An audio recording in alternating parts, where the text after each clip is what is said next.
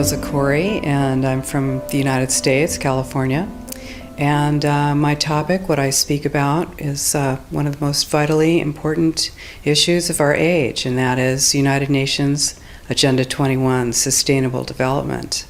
And as I'll be talking about tomorrow, it is the inventory and control plan.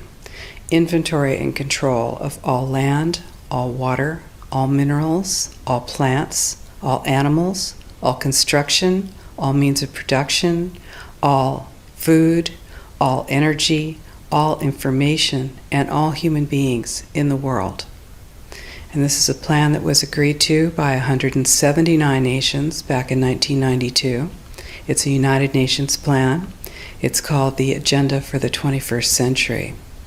And so many of us around the world think that, sustainable development, it just sounds so great. Isn't it about recycling and creative reuse and creating energy and food resources for everyone? And the answer is no, it really is not. It's about moving populations into city centers, concentrated city centers, and clearing them out of the rural areas. So I found out about it in a very unusual way, actually, because I spent my career as a legal witness, as an expert witness for the California Department of Transportation. I'm an expert in land use and land valuation. And my specialty is in eminent domain valuation. So, of course, I was valuing property for the government so that the government could acquire that property for road projects.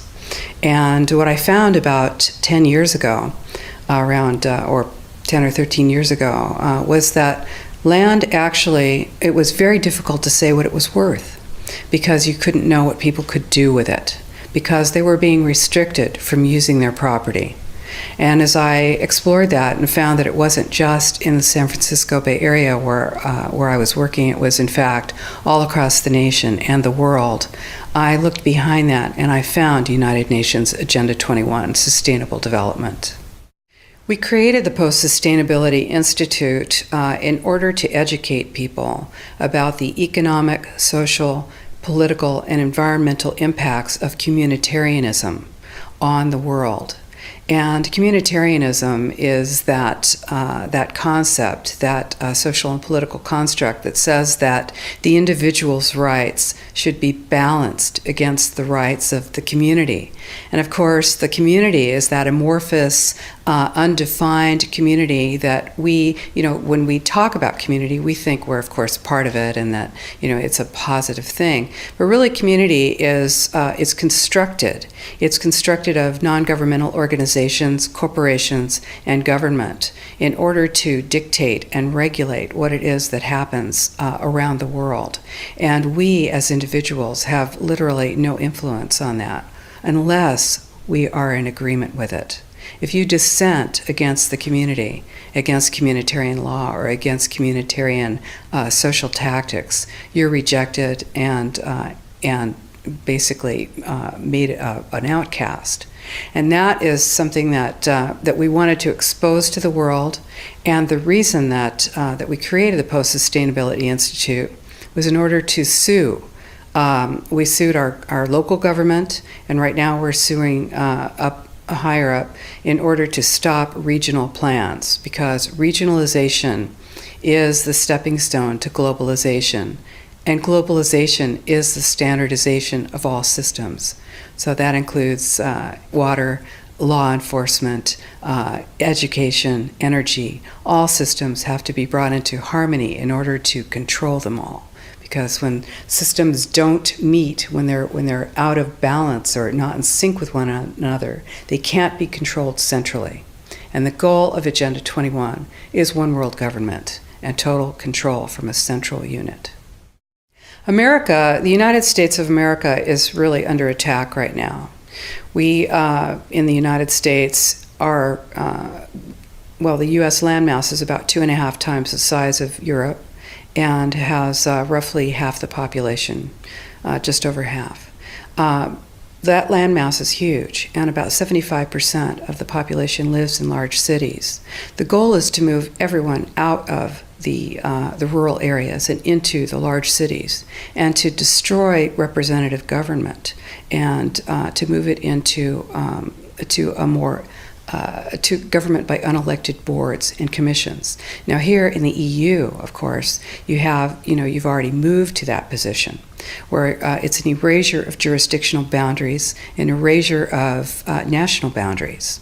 And that is the goal, because, as Zbigniew Brzezinski said in 1995, you can't just impose globalization pell-mell as a total movement. You have to do it incrementally, and the way to do that is through regionalization. And in Denmark, for instance, in Denmark, well, every nation that signed on to Agenda 21 has its local Agenda 21 plan.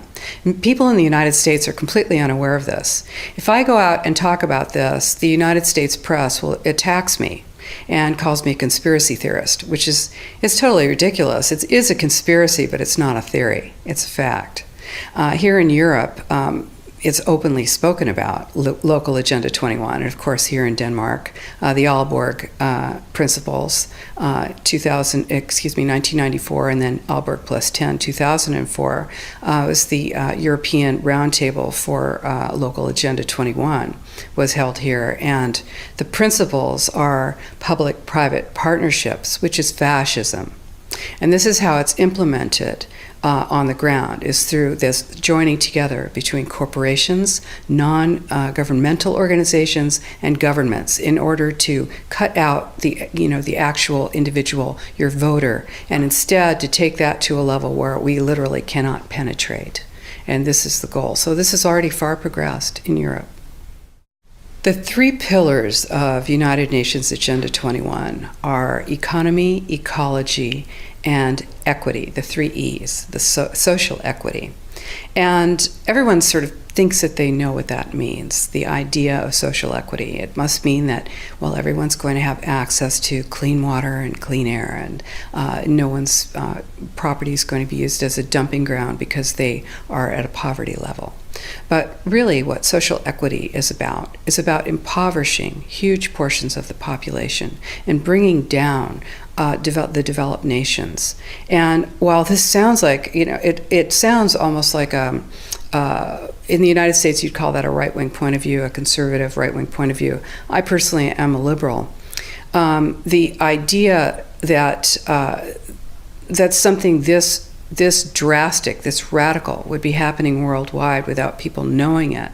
All you have to do is look at austerity measures, restrictions on transfers of wealth, additional restrictions on land use, ability, to produce, to use your energy, your water, your industry. All of this is happening in developed nations.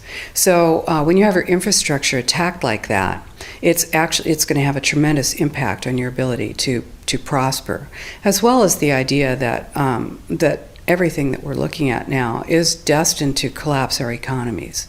Because the idea, this is a corporatocracy. It's a totalitarian state being developed right now all over the world. And what major corporations want in this fascist development is to be able to have full movement of workers without borders or boundaries, to be able to move their goods through without regulations, and to reduce wages. And so this is the goal. So this is what you find with social equity. That's code for social equity for this movement and reduction of the population. So, and of course, economy and ecology is about bringing into balance economy. These are the three circles: economy, ecology, and social equity. And where they meet in the center is balance. But really that balance is a communitarian balance. So it's not balance of well-being of the people. What it is it's a balance for corporations so that they can exploit and control and have populations in an area, in tightly packed, dense areas, so that they can be surveilled and managed. And this is what that balance looks like as far as the development of a totalitarian state is. I think it's very important to know that the people now still have an opportunity to fight. All of us across the world understand that our individuality is at stake here. our most important private property is our body. And of course, surveillance is a vital part. Surveillance, domestic surveillance and control is a vital part of this plan. It is a totalitarian plan. But, just like any other extreme plan, while we are moving towards the end game, we are not there. And this is the opportunity that all of us have now to stand up, to speak out, to refuse to collaborate, to refuse to cooperate, to expose collaborators, to work together to defund these plans, to refuse to demand what it is that corporations want to give us. And so, because no one's holding a gun to our heads right now, we have that opportunity. If that changes, if that moment changes, you certainly won't protest then. So now is the time. And people all over the world are doing this. It's just that the mainstream media is owned by 5 major corporations, and you're not going to get this information from the mainstream press. So you need to be your own press. You need to educate yourself. You need to get out there and educate your neighbors, your community, your real community. You need to help your children understand that they're being indoctrinated from pre-kindergarten to postgraduate school. All of us have a responsibility to ourselves and to others. This is true community, to work for personal freedom. And always remember that even though we work as a group, if we do work as a group, we're all individuals in those groups, and we answer only to ourselves. And this is essential. It's essential as free human beings. This is what we are. We are free, and we need to continue to be free. And I do believe that we will win, but we have to become aware that there is a fight, and then make our friends and our neighbors and our community aware as well, and work together. Right now in the United States, we are moving into massive regionalization. The United States has 50 states, and it's divided into cities, counties, and states, and then the federal government. Instead, Agenda 21 is top-down. It's global, regional, neighborhood, and none of those positions is elected. So in the United States right now, where the development of regionalization is happening very quickly. It's happening with federal funding. There are hundreds of millions of dollars going to local governments in order to have them create regional plans. And what those do is this plan cannot be accomplished without control of land and land use, because, of course, where you live often dictates the kind of life you're going to have. So regionalization takes away our opportunity to have an impact. It takes away representative government. So what we are doing at the Post Sustainability Institute right now is we are suing to stop the biggest regional plan in the United States, and it is a blueprint for the rest of the country. What this plan is doing is essentially saying that no new development will happen anywhere but in 4% of the San Francisco Bay Area, that all 101 cities and 9 counties will be joined together, and all land use decisions will be made basically by an unelected board. What this will do to land use and land value in the San Francisco Bay Area, to movements of people, to development of business, to freedom, is unfathomable. And people are not aware of it.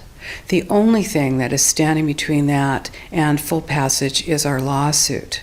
Now, what this truly means is if you tell people that they have to build only smart growth, high-density development in an urban center right on a train line, or the train doesn't have to be there, it's the proposed idea of a train line, and then no development, no buildings, no residential, no commercial can happen outside of that very, very concentrated area.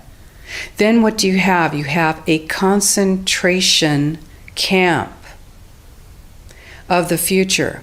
This is exactly what it looks like.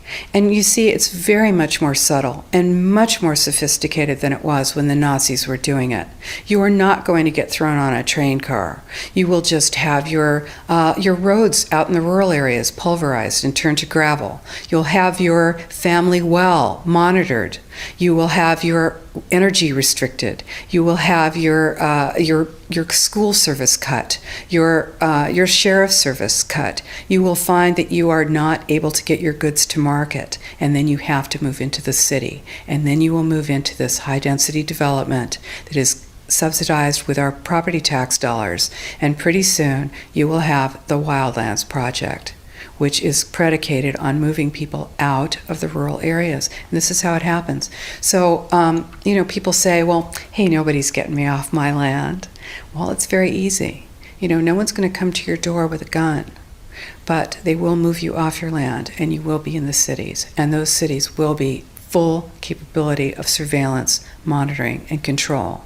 These buildings, these high-density buildings, are being built with a concept of eyes on the street.